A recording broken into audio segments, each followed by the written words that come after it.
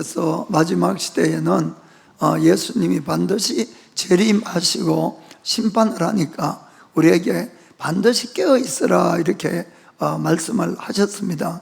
그리고 우리가 깨어 있는 것에 대해서 구체적인 내용으로 마태복음 25장에 보면은 열천의 비유, 달란트의 비유, 또 양과 염소의 비유를 이렇게 말씀을 해 주십니다. 그럼 오늘은 그 마지막으로 양과 염소의 비유에 대해서 한번 보겠습니다. 그 먼저는 주님이 재림하면은 그때 영원한 심판이 반드시 일어난다는 것을 꼭 여러분이 믿으시기 바랍니다. 자, 마태복음 25장 31절부터 33절 보겠습니다. 자, 인자가 자기 영광으로 모든 천사와 함께 올 때에 자기 영광의 보좌에 앉으리니 모든 민족을 그 앞에 모으고 각각 분별하기를 목자가 양과 염소를 분별하는 것 같이 하여 양은 그 오른편에 염소는 왼편에 두리라. 아멘.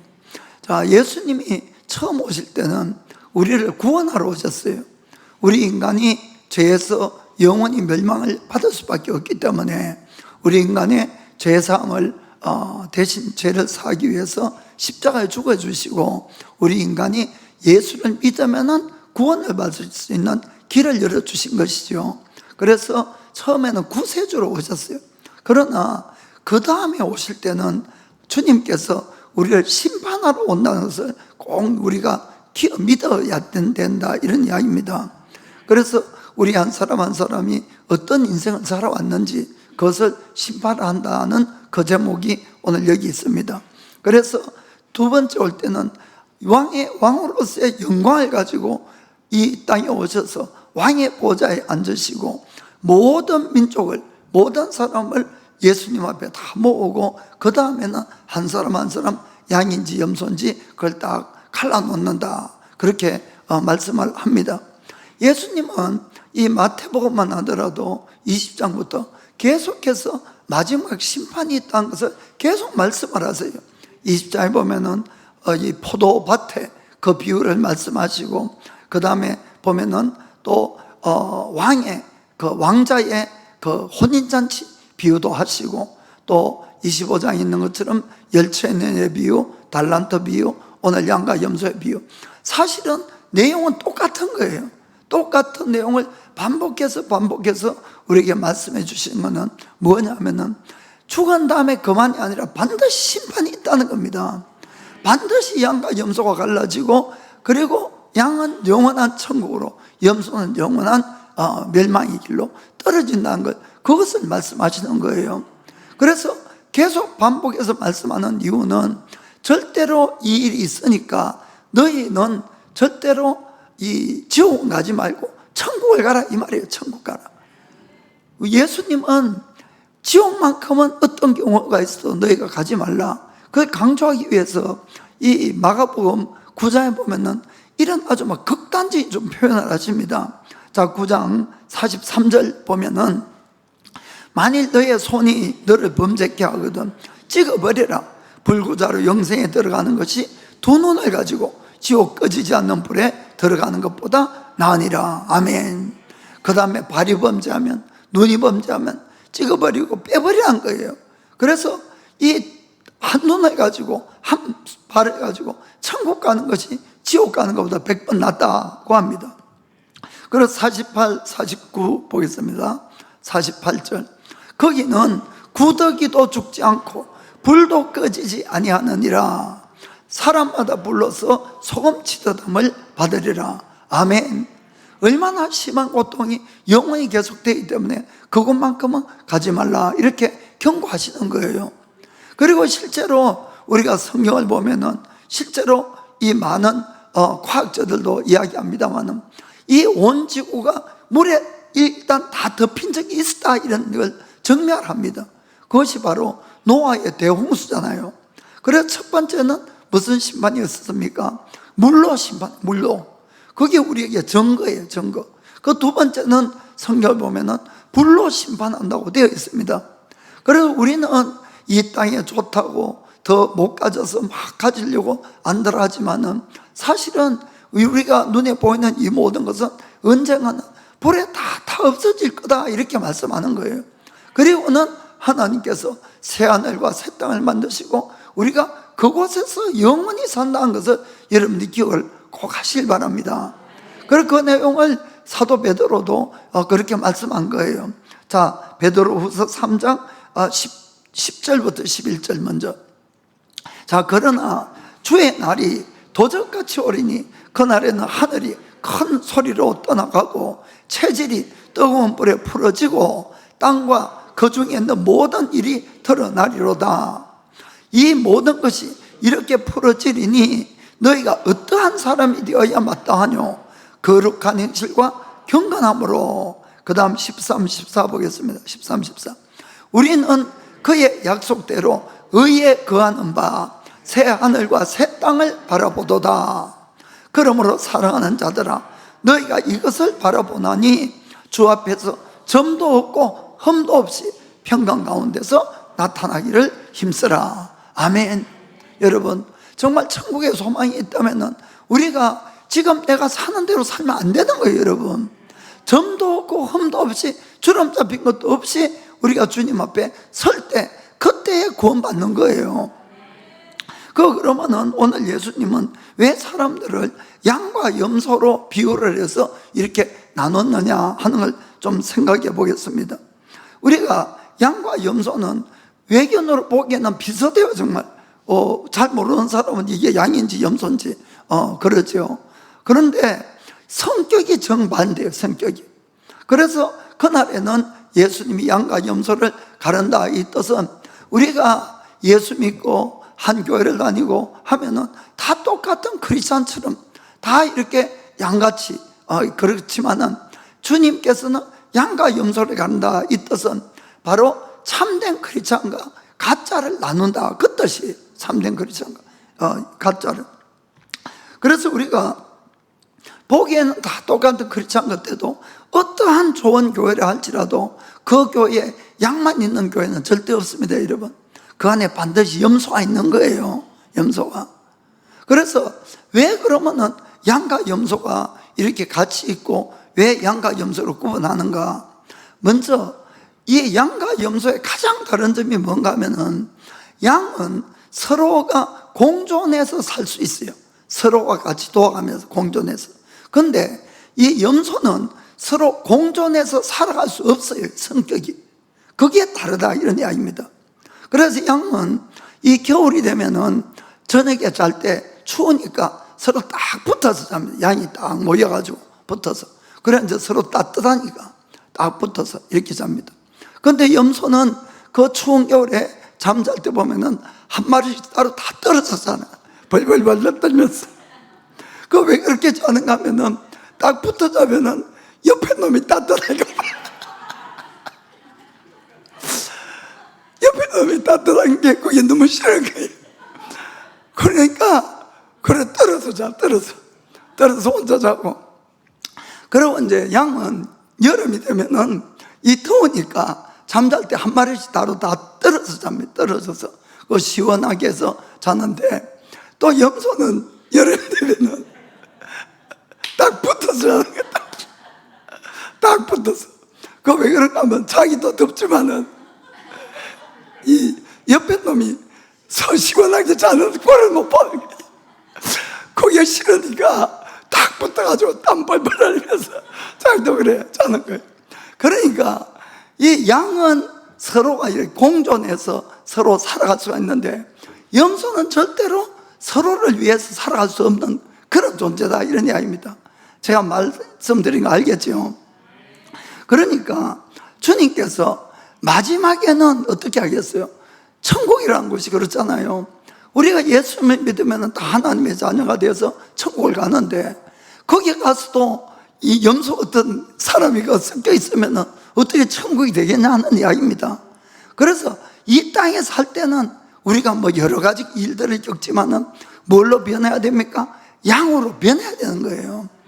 서로 공존하고 서로 돕고 서로 사랑하고 서로 합칠 수 있는 사람이 돼야지 그 사람만 뽑아서 가는 거예요. 한마디로 여러분 이해가 되죠? 그래서 양하고 염소로 딱 갈라서 간다는 걸 정말 여러분 아시길 바랍니다. 사실은 우리는 모두 다 뭐였어요? 염소. 양은 한 마리도 없는 거예요. 사실은 다 염소 같은데, 그 염소 같은 우리가 전부 다 이기적이다, 이런 나만 아는 그런 삶을 살다가 어느 날 예수님을 딱 만난 겁니다. 그리고는 정말 사랑이 뭐고 사람이 어떻게 사는 게 바로 사는 거고 그걸 깨닫기 시작하는 거예요. 예수님 믿으면은. 그러면 그때부터 나를 바꿔가야 되는 겁니다. 여러분, 이건 너무나 중요한 거예요. 우리가 예수님을 딱 믿는 순간 우리의 영은 거듭나요. 영은. 그러나 우리의 혼은 그때부터 구원을 이루어 가야 된다는 걸 여러분 아시길 바랍니다. 그런 나의 가치관이나 생각이 바뀌어야 되는 거예요. 예수님의 이 가치관으로. 정말 이건 너무 중요합니다, 여러분. 그래 그냥 나 예수 믿는다고 안심하면 절대로 안 되는 거예요. 그래 염소 있는 대로만 있으면은 여러분 구원 못 받아요, 진짜로. 그래서 여러분들이 내가 예수 믿고 나면은 정말 주님처럼 서로 정도의 차는 있지만은 점점 바뀌어가는 자, 그 자들만 데리고 가는 거예요, 사실은. 그래서 우리가 믿음으로 정말 죄사함을 받는 걸 맞습니다. 그러나 주님이 우리에게 죄사함을 주는 이유는 우리가 예수님처럼 바뀌어져 가는 걸 원해서 우리에게 죄사함을 주고 구원시킨다는 걸 아셔야 돼요. 그래서 우리가 예수 믿고 나도 여전히 미워할 거 미워하고, 여전히 뭐 시기하고 질투하고 뭐 이렇게 싸우고 이러면 여러분 성경은 못 간다고 되어 있어요. 못 간다고. 자, 요한일서 2장 9절부터 11절 읽어보겠습니다. 자, 빛 가운데 있다며, 이 뜻은 예수님을 믿는다 그 뜻이에요. 빛 가운데 있다며 그 형제를 미워하는 자는 지금까지 어두운 가운데 있는 자요. 그의 형제를 사랑하는 자가 빛 가운데 거해서 자기 속에는 꺼리낌이 없으나 그의 형제를 미워하는 자는 어두운 가운데 있고 또 어두운 가운데 행하며 갈 길을 알지 못하나니 이는 어두움이 그의 눈을 멀게 하였음이라. 아멘. 자, 요한일서 3장 14절 15절에 우리가 형제를 사랑함으로 사망에서 옮겨 생명으로 들어간 줄을 알거니와 사랑치 아니하면은 사망에 그냥 거한다. 무슨 말이 아시겠습니까? 그래서 15절에 그 형제를 미워하는 자마다 살인하는 자니 살인하는 자마다 영생이 그 속에 거하지 아니하는 것을 너희가 아는 바라. 아멘. 그래서 여러분, 나 예수 믿으니까 괜찮아 아니라는 거예요. 변해야 됩니다. 변해야 돼요. 내가 정말 형제를 사랑함으로 변해야 된다는 걸 정말 여러분이 믿으시길 바랍니다. 자, 그러면은 하나님은 왜 교회 안에 영과 염소를 같이 둘까? 우리가 신앙생활도 보면 그렇잖아요. 저 인간은 그냥 말씀만 안 지키는 것도 아니고 거짓말도 잘하고 뒤돌아서면은 교회에 또 다른 성도들 이게 뭐 나쁜 말도 하고 뭐 자관 누가 봐도 염소 어떤 사람이 있어. 누가 봐도. 아, 그런데 왜 하나님 저런 인간 좀 안 쫓아냈고 교회 안에 두느냐 하는 그런 좀 생각을 할 때가 있거든요. 아이고, 그 사람 때문에 막 우리도 그냥 막 안절부절하면서 그냥 이라 하면서 속이 뒤집어지고 신앙생활을 하기도 힘들다. 좀 이럴 때가 있어요. 그러나 염소를 하나님이 두는 거예요. 그 왜 두는가 몇 가지 이제 이유가 있는데, 첫 번째는 잘못하면은 그 사람이 염소같이 보이지만 양인데 잘못하면 이 양을 쫓아낼 수 있는 잘못을 범할 수 있기 때문에 그렇다, 이런 이야기입니다. 이 비유가 마태복음 13장에도 나오는데 거기 보면은 이 예수님께서 무기를 뭐라 그러나 알곡과 가라지 비유가 나요. 알곡과 가라지. 그래서 이 주님께서 밭에다가 알곡을 뿌렸는데 시간이 좀 지나니까 가라지도 같이 나와. 가라지도. 그래서 그 종들이 와가지고 그 가라지를 뽑아버릴까요? 하고 이렇게 주인에게 묻는 것이 나옵니다. 자, 마태복음 13장 26절부터 29절까지. 싹이 나고 결실할 때에 가라지도 보이거늘 집 주인의 종들이 와서 말하되 주여 밭에 좋은 씨를 심지 아니하였나이까? 그러면 가라지가 어디서 생겼나이까? 주인이 가로되 원수가 이렇게 하였구나. 종들이 말하되 그러면 우리가 가서 이것을 뽑기를 원하시나이까? 주인이 가로되 가만두어라. 가라지를 뽑다가 곡식까지 뽑을까 염려하노라. 아멘. 그래서 다 자랄 때까지 놔두라, 이렇게 주인이 이야기를 하는 겁니다. 이 뜻은 뭔가 하면은 실제로 이 자연적인 이 알곡과 가라지, 한국은 벼와 피 이렇게 이야기하는데, 이것은 이 어릴 때 여러분들이 농사짓 본 사람들은 좀 알 수 있어요. 어릴 때는 전혀 구분이 안 돼요. 이게 벼인지 피인지 구분이 안 됩니다. 그래서 그때 잘못 뽑으면은 그냥 벼를 다 뽑아버릴 수도 있거든요. 이 알곡을. 그런데 또 한 가지는 이 가라지의 뿌리가 이 알곡의 뿌리보다 몇 배나 더 길어요, 뿌리가. 그러니까 이 뿌리가 옆으로 가서 다른 알곡들하고 이렇게 엉켜 있어요, 뿌리가. 그래서 이 진짜 이 가라지를 뽑아도 그 뽑을 때에 같이 엉켜 있는 다른 알곡들도 뽑혀 나온다, 이런 이야기입니다. 실제로 그래요, 실제로. 그런데 이거는 이제 교회 이야기하면은 뭔가 하면은 예수님을 처음 믿고 온 사람은 여러 가지 잘 모르니까 그 사람들이 마치 염소처럼 그래 행동할 때도 있다, 이런 이야기입니다. 그런데 그걸 이제 모르고 너무 힘들다고 그냥 쫓아내버리면은 그 사람이 나중에 알곡이 될 사람인데 쫓아낼 수가 있으니까 그만두라, 이런 이야기고, 또 하나는 교회 안에서 보면은 이 사람은 이제 좋은 사람인데 이 가라지 같은 사람을 좋다고 생각할 수가 있어요, 알곡인데도. 사람은 여러분 이 신앙생활하다 이렇게 보면은 자기한테 잘해주면은 무조건 좋은 사람이 이 사람. 여러분 그런 경우 많이 있잖아요, 교회 안에서. 자기한테만 잘해주면 이 사람은 아주 최고야, 최고. 그런데 이 사람이 정말 좋은 사람인가 안 좋은 사람인가는 딴 사람한테도 잘하는가를 봐야 됩니다, 여러분. 자기한테만 잘하는 것이 아니고 남한테도 잘하면 이 사람 정말 좋은 사람인데, 남한테는 막 개떡같이 하면서 자기한테만 잘하는 거예요. 그럼 그거는 우리가 주의를 하셔야 돼요, 사실은. 그런데 이 가라지 같은 사람이 자기한테 너무 잘하니까 좋은 사람이죠, 좋은 사람이죠. 그 좋은 사람인 줄 알았는데 어느 날 이제 문제가 생기고 이래가지고 교회에서 뽑아버렸네. 그러면 이 좋다고 생각하는 이 사람이 시험이 탁 드는 거예요. 아니, 이 교회가 미쳤지.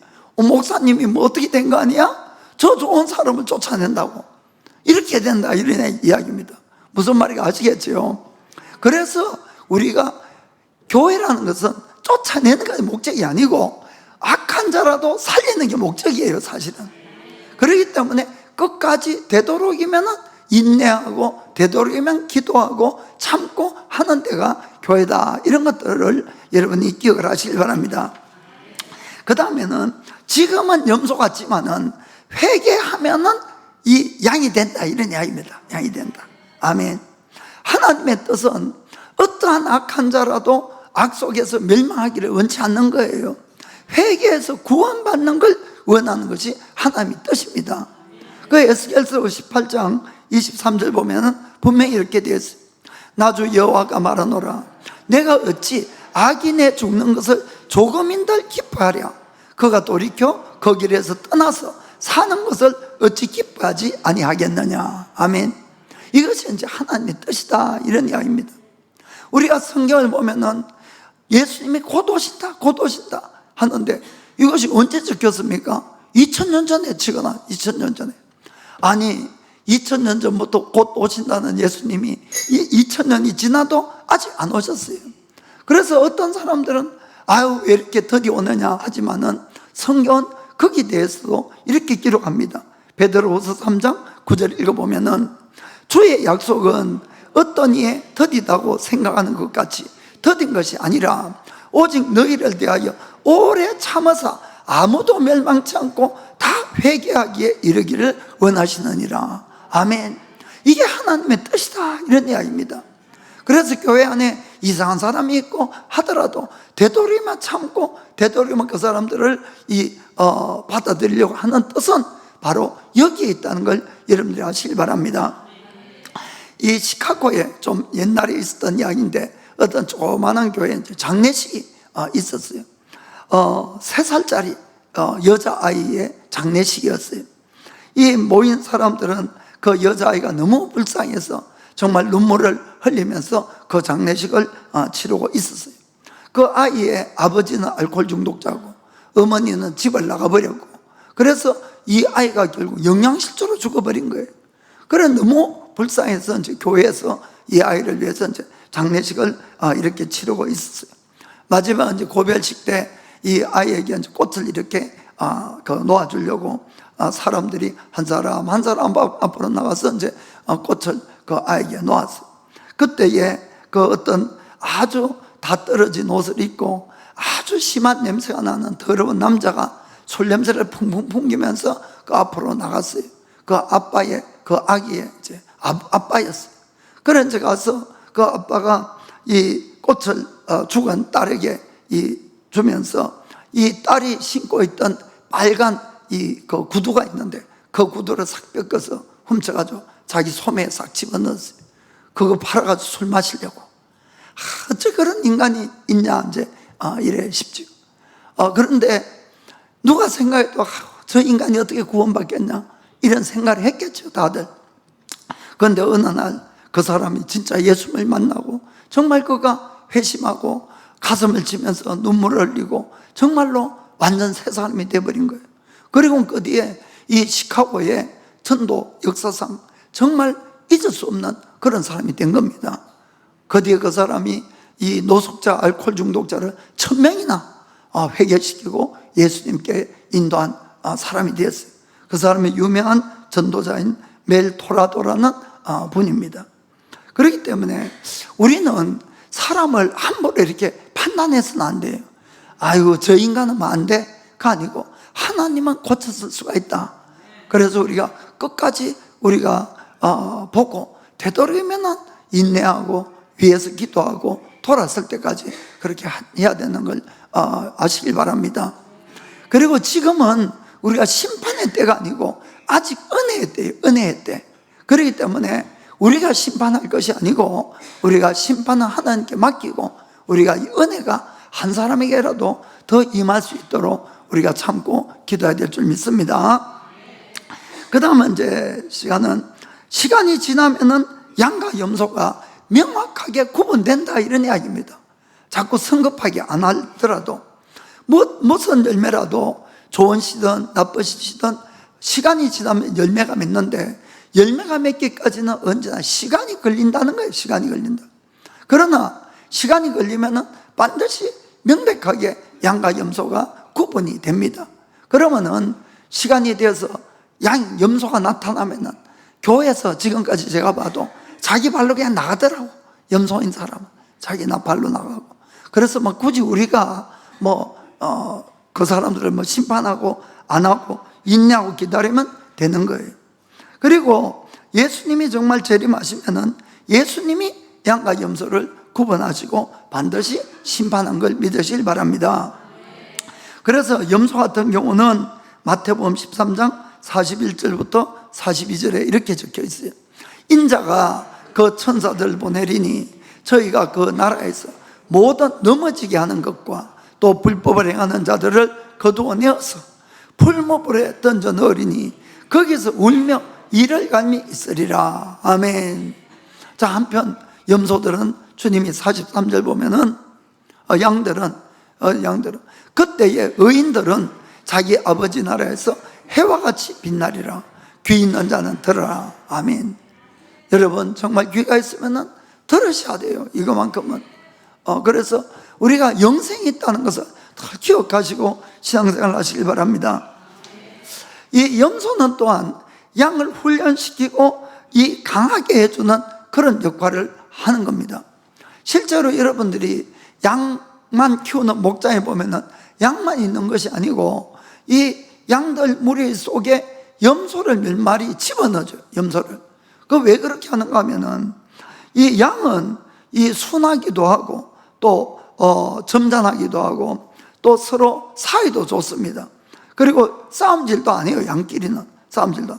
그런데 양은 좀 게으러요. 그래서 움직이는 걸 싫어하는 겁니다.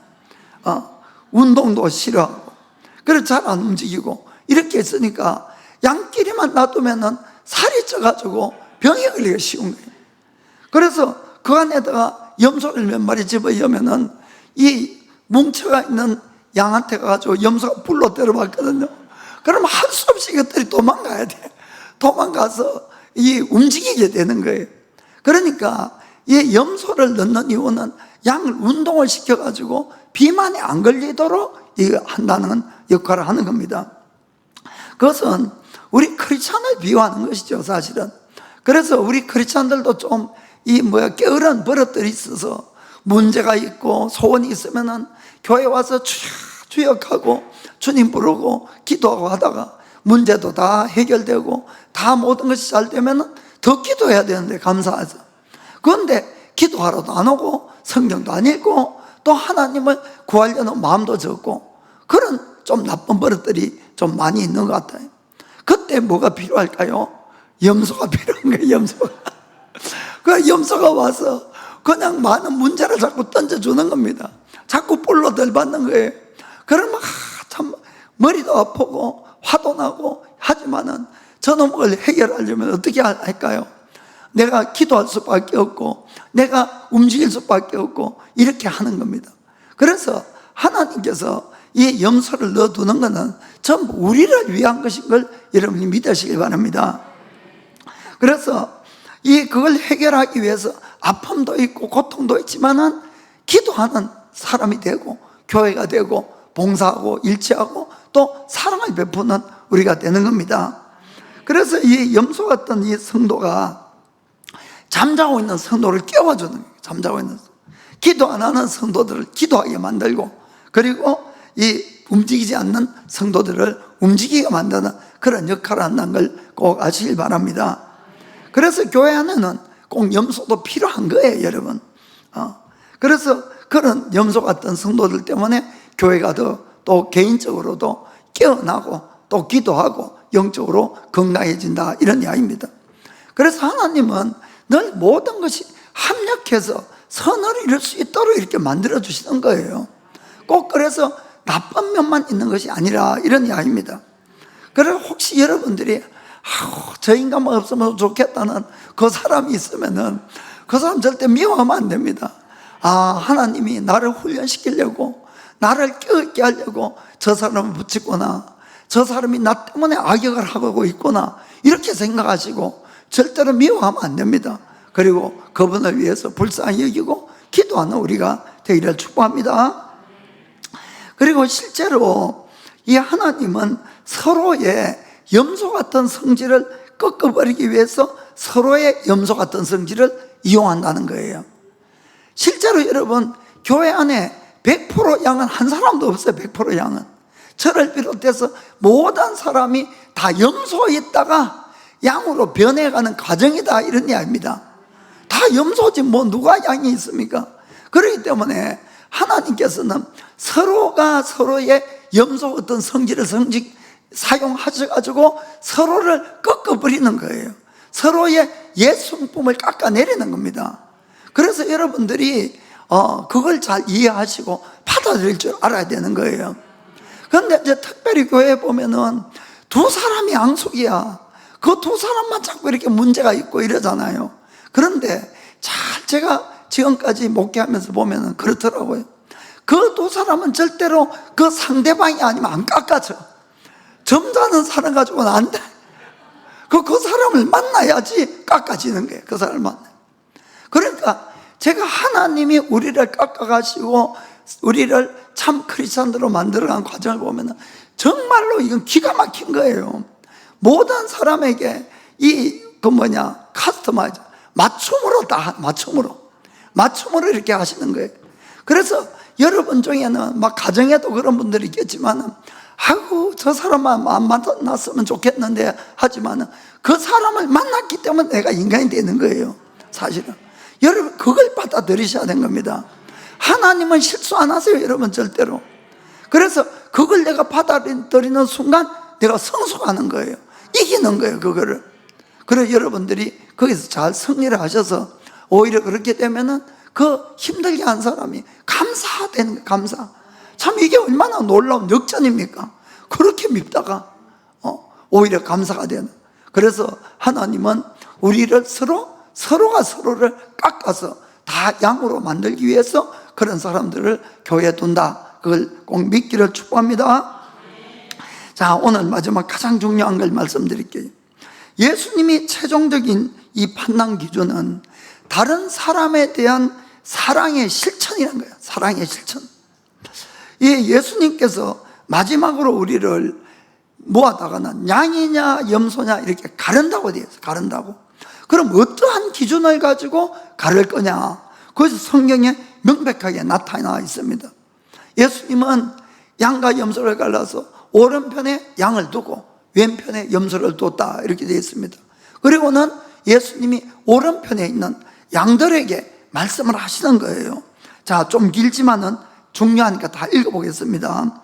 마태복음 25장 34절부터 40절까지.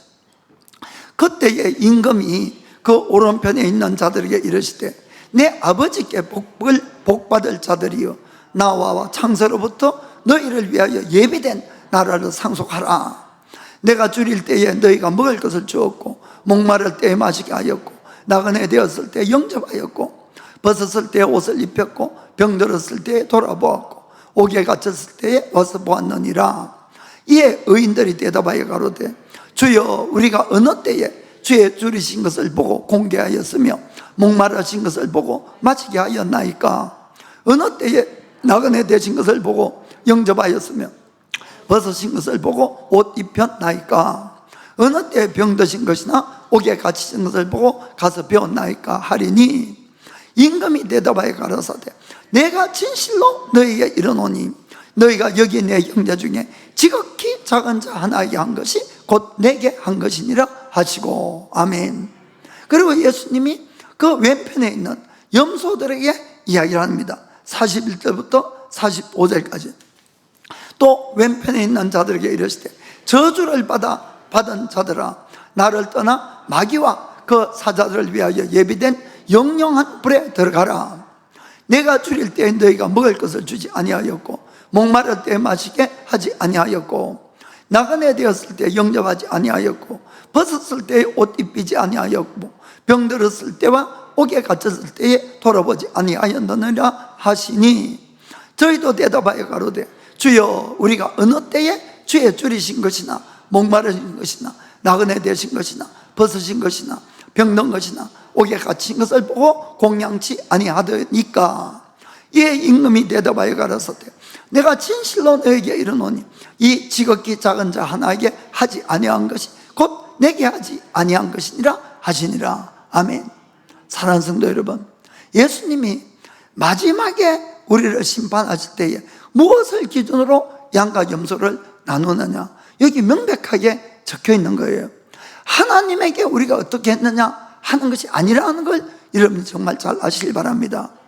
우리가 살아가면서 우리가 만나는 내 주위의 수많은 그 사람들에게 한 것이 곧 누구에게 한 것입니까? 예수님에게 한 것으로 간주하는 거예요. 그리고는 그걸로 판단한다는 것은 정말 여러분들이 잊지 마셔야 됩니다. 정말 이건 너무너무 중요한 것이에요. 그리고 그 판단으로 말미암아 우리가 영원한 생명이, 영생이 갈라지는 것이에요. 46절에 그렇게 말씀합니다. 저희는 영벌에 의인들은 영생에 들어가리라 하시니라. 아멘. 그렇습니다. 우리가 이 하나님의 판단 구전을 보고 우리를 구원하신 하나님의 마음이 어떠한 마음이냐 하는 것을 읽을 수가 있는 것입니다. 그래서 우리가 서로 인간적인 사랑이나 계산적인 사랑을 버리라는 거예요. 버리고 하나님이 우리를 사랑하신 사랑은 그는 희생적인 사랑이에요. 희생적인 그런 사랑으로 너희가 하나님도 사랑하고 이웃도 사랑하라. 이것이 주님의 명령인 거예요. 여러분, 그렇게 해서 진실로 내가 옆에 있는 내 이웃, 이 교회 성도들, 내 가족, 회사 사람들에게 그 사랑으로 베푸는 사람, 그런 사랑의 인격이 된 사람만을 주님은 모아서 천국 데리고 간다, 이런 이야기입니다. 그래야만이 그 사람들이 그곳에서 영원히 함께 잘 살 수가 있는 거예요. 그런데 만일에 천국 가서도 아이고 이 사람은 이거 싫고 저 사람은 저거 싫고 이런 사람이 그 안에 섞여 있으면 어떻게 되겠습니까? 천국이 이미 천국이 안 된다는 거예요. 여러분 이해가 됩니까? 그래서 왜 양과 염소로 나누어 가지고 양만 데리고 가시느냐 하는 이 비유를 정말 여러분이 마음에 새기셔야 됩니다. 그리고 여러분들의 그 좁은 마음을 깨뜨리셔야 되는 거예요. 그리고 정말로 내가 주의 사랑을 품을 수 있는 자가 될 때 그때 내가 구원에 확신이 있는 것이지, 그냥 내가 예수 믿었다고 되는 것이 아니라는 겁니다. 여러분, 여전히 내 마음에 미움이 있고 시기가 있고 질투가 있고 못 따라가는 거예요. 여러분, 제가 분명히 말씀드리지만은 그것이 아니에요. 내가 변해야 된다는 것입니다. 예수 믿고 그 사람만 모아서 가는 거예요. 그러니까 주님이 마지막에 말씀하시는 것이 바로 너의 이웃에게 너희가 어떻게 했냐, 그것이 기준인 거예요. 그걸 여러분들이 정말 아시길 바랍니다. 그래서 주님의 마지막의 판단은 우리가 하나님에게 얼마나 많은 사랑의 실천을 했나 안 했느냐가 아니고 내 이웃에 대해서 진정한 사랑의 실천을 했나 안 했느냐, 그것으로 판단한다, 이런 이야기입니다. 여러분, 이건 너무나 중요합니다. 예수님이 우리에게 말씀하신 가장 중요한 계명이 뭡니까? 너의 마음을 다하고 뜻을 다하고 힘을 다해서 주 너희 하나님을 사랑하라. 두 번째는 너의 이웃을 그렇게 사랑해라. 이 두 가지가 모든 율법과 선지자의 강령이니라, 이렇게 말씀하신 것이에요. 무슨 말인지 아시겠죠? 하나님을 사랑하고 이웃을 사랑하는 것이다, 이런 이야기입니다. 그런데 우리가 눈에 안 보이는 그 하나님을 어떻게 사랑합니까? 내가 하나님을 사랑한다는 증거를 무엇으로 보이겠냐 하는 이야기예요. 그 증거를 예수님은 내가 나의 이웃을 진정으로 사랑할 때 너희가 나도 사랑하는구나, 이렇게 간주한다, 이런 이야기입니다. 여러분, 이것을 여러분들이 잘 아시길 바랍니다. 그래서 예수님께서는 우리가 진정한 주의 사랑으로 내가 가족을 사랑하고 이웃을 사랑하고 교회 성도를 사랑할 때 주님은 이 사람은 정말로 나를 사랑하는 사람이야, 이렇게 여겨주시는 거예요.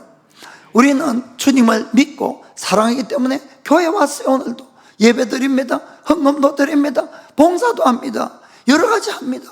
그런데 내가 같은 교인끼리 또 가족끼리 내 이웃에게 늘 차갑게 대하고 냉담하고 무시하고 미워하고 하면은 주님이 어떻게 생각했습니까? 이 사람은 마음으로는 나를 사랑하지 않는다, 이렇게 여긴다는 거예요. 오늘 말씀이 바로 그거라는 것이에요. 그래서 우리가 내가 정말 신앙생활에서 주의해야 될 것은 나의 이웃이에요.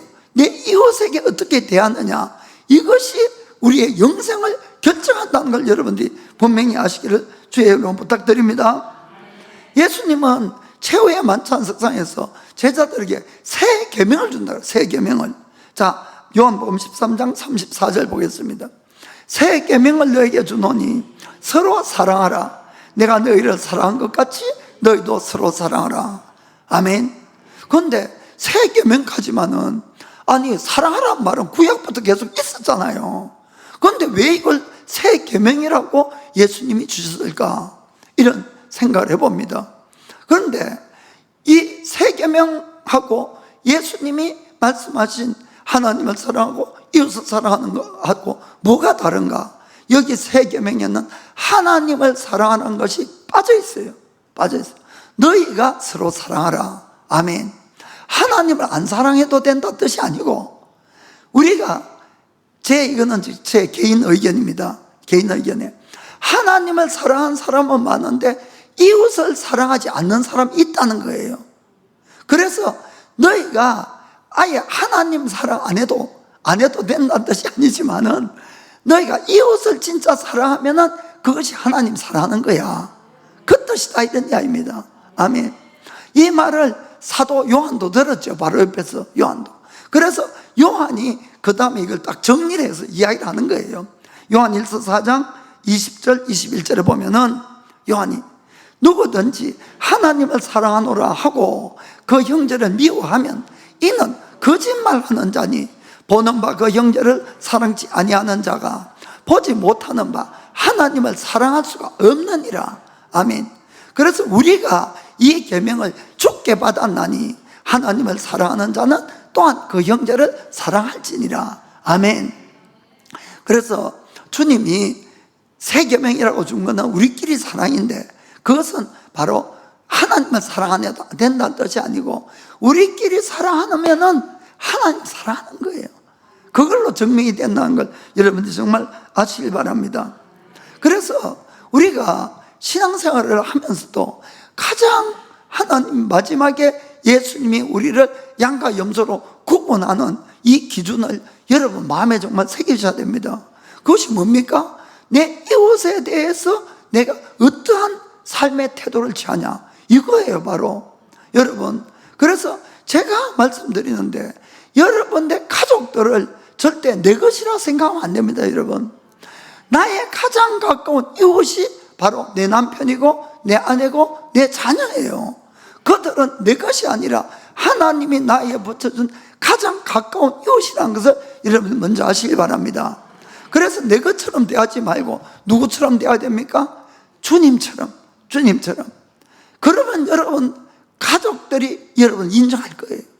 여러분 바뀌어야 됩니다. 여러분이 속해 있는 교회, 또 회사, 어떤 단체, 그런 데 있는 그 한 사람 한 사람에게 정말 주의하셔야 됩니다. 여러분들이 그 중에 어떤 사람이 여러분에게 좀 잘못할 때도 있겠죠. 그렇다고 미워하거나 시기하거나 질투하거나 무시하거나 이러시면 안 되는 거예요. 혹시 그 안에 예수님이 있을 수 있다는 걸 여러분 명심하시길 바랍니다. 어느 장모님이 살아계시는 동안에 예수님 한번 만나고 싶었어요. 그런 마음 있죠. 저도 한번 만나 뵀으면 좋겠어요. 그래서 이 장로님 매일같이 예수님 한 번만 좋으니까 꼭 저를 만나달라고 매일같이 이제 기도하셨어요. 그 어느 날도 집에서 열심히 기도하는데 삥뽕 하고 누가 초인종을 눌렸어요. 그 나가보니까 거지가 동냥하러 온 거예요. 이 장로님 화가 나서 소리를 버럭 질렀어요. 아니 지금 중요한 기도하고 있는데 왜 방해를 하냐고. 아무것도 없다고. 돌아가라. 그 문을 쾅 닫았어. 그 이제 기분이 나쁘니까 기도가 금방 안 되죠. 이제 기분을 좀 가라앉히고 다시 이제 기도를 시작했어요. 예수님 한 번이라도 좋으니까 저 좀 만나달라고. 한참 기도하고 있는데 처음으로 예수님의 음성을 들은 거예요. 예수님이, 그래 너가 나를 그렇게 만나길 원해서 내가 너를 만나러 왔는데 왜 너는 나를 거절하고 나를 쫓아내냐 하니까 장로님이 깜짝 놀라가지고 아니 예수님이 저한테 언제 오셨어요? 했거든요. 그러니까 예수님이 아까 그 거지의 환상을 보여주면서 그게 바로 나였단다 라고 말씀한 거예요. 사랑하는 성도 여러분, 우리는 지금까지 살아오면서 수많은 예수님을 거절했을 것 같아요. 수많은 예수님 무시하고 수많은 예수님 미워하고. 여러분, 우리가 회개해야 됩니다. 진짜 회개해야 돼요. 안 그러면은 주님 앞에 가는 날 아주 큰 코 다칠 것 같아요. 그 미리 회개하고 지나간 거니까 어떡하겠습니까? 예수님 앞으로 주님 나타나면 저희가 잘해드릴게요. 회개하면 용서하시니까 회개하시고. 제가 정말 꼭 부탁드리고 싶은 거는 내 이웃에게 정말 잘하셔야 된다는 거예요. 절대로 그 사람들이 나한테 어떤 앙심을 품을 일을 절대 하면 안 돼요. 이건 정말 명심하셔야 됩니다. 그냥 내가 손해보고 마세요. 손해보고. 이게 저는 현명한 판단이라고 생각합니다. 전 제가 개인적으로 이건 그냥 제 개인 의견입니다. 우리가 주님 앞에 가면은 주님이 다음과 같은 세 가지 질문을 해보실 것 같아. 그것이 뭔가 하면은 얘야 너는 살아있는 동안에 얼마나 많은 사람을 용서하고 왔나 이걸 물어볼 것 같아요. 또 하나는 너는 지금까지 얼마나 많은 사람을 받아들였냐. 그리고 또 한 가지는 너는 지금까지 얼마나 많은 사람을 사랑해 왔나. 이걸 꼭 물으실 것 같아요. 그래서 여러분들이 이 물음에 대해서 꼭 대답을 가지고 주님 앞에 가게 되기를 예수님의 이름으로 축복합니다.